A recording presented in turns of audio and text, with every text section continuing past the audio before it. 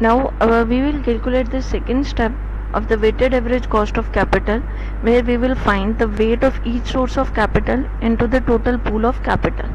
तो weight of each source of capital जो है वो हम किस तरीके से कैलकुलेट करेंगे कि हमारे पास weight of loan, weight of preferred stock और वेट ऑफ कॉमन स्टॉक जो है वो अवेलेबल होना चाहिए, ताकि हम weighted average cost of capital की जो परसेंटेज है उसको कैलकुलेट कर सकें। As per the given example हम टोटल पूल ऑफ कैपिटल कैसे आइडेंटिफाई करेंगे। आपके पास लोन्स जो हैं, लोन नोट्स जो हैं वो 10 मिलियन के हैं, तो आपका कैपिटल का कंट्रीब्यूशन आ जाएगा 10 मिलियन, लोन का कंट्रीब्यूशन टुवर्ड्स द कैपिटल होगा 10 मिलियन का। उसके बाद आपके ऑर्डिनरी शेयर्स हैं 8 मिलियन जो वो कलेक्ट हुआ है कैपिटल, और ऑर्डिनरी शेयर्स 8 मिलियन के हैं, तो हर एक शेयर कितने का है 0.50 का। तो टोटल जो नंबर ऑफ शेयर्स हैं जो ऑर्डिनरी शेयर्स फ्लोट हुए होंगे that will B 8 million divided bye 0.50, तो टोटल 16 मिलियन शेयर्स फ्लोट हुए हैं जिन्होंने कैपिटल कितना इकट्ठा किया है 8 मिलियन का। तो आपने 16 मिलियन को मल्टीप्लाई करना है 0.80 के साथ, that is the price of share. तो आपका टोटल कैपिटल कंट्रीब्यूशन जो है from common share holders calculate हो जाएगा, दैट विल बी 12.8 मिलियन। इसी तरीके से प्रेफर्ड शेयर्स जो हैं उन्होंने 5 मिलियन कलेक्ट किया है, और 5 मिलियन जो है वो 0.65 के साथ जो कि प्रेफरेंस शेयर्स की प्राइस है उसके साथ मल्टीप्लाई होगा, तो total capital contributed from the preference share holders will be calculated, और वो कितना होगा 3.25। 5 million multiply by 0.65 that will be equal to 3.25। अब आप तीनों वैल्यूज़ को ऐड करेंगे तो आपके पास total pool of capital calculate हो जाएगा 12.8 मिलियन, 3.25 मिलियन एंड 10 मिलियन। तो आपका total pool of capital will be 26.05 million. अब हम इसी स्टेप की तरफ जाते हैं जहाँ पे हमने वेट ऑफ लोन जो है वो कैलकुलेट करेंगे।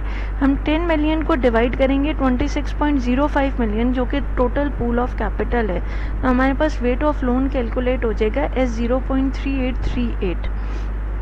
इसी तरीके से weight of preferred stock calculate करने के लिए प्रेफर्ड स्टॉक का contribution that is 3.25 million divided by 26.05 million, तो weight of preferred stock is calculated as 0.1247 million in the total pool of capital. और उसके बाद weight of common stock calculate करने के लिए 12.8 मिलियन के कंट्रीब्यूशन को मल्टीप्लाई करेंगे टोटल पूल ऑफ कैपिटल के साथ, तो 0.4913 जो है मींस 49% ऑफ कॉमन स्टॉक ने आपके टोटल कैपिटल में कंट्रीब्यूट किया है ऑफ 26.05 मिलियन। इस तरीके से weight of each source of capital identify हो जाएगा।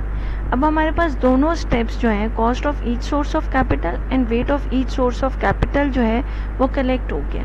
अब हम इन वैल्यूज़ को इनटू द इक्वेशन प्लेस करते हैं to find the weighted average cost of capital. अब हमारे पास weighted average cost of capital में सबसे पहली चीज़ है वेट ऑफ लोन। तो हमने आइडेंटिफाई किया है that wait of loan is 0.3838। हमने प्लेस कर दिया इन वैल्यूज़ को ओवर हेयर, मल्टीप्लाई किया कॉस्ट ऑफ द लोन के साथ, और कॉस्ट ऑफ लोन कितनी आ रही है that is 12%। 0.12 will be the cost of loan and we have multiplied it with the tax effect. हमने क्वेश्चन में आइडेंटिफाई किया था that the tax percentage is 50%, तो आपने इसको 1 माइनस 0.50 प्लेस किया to calculate the tax effect. उसके बाद आपने weight of the preferred stock place करना है that is 0.1247 we have calculated over here.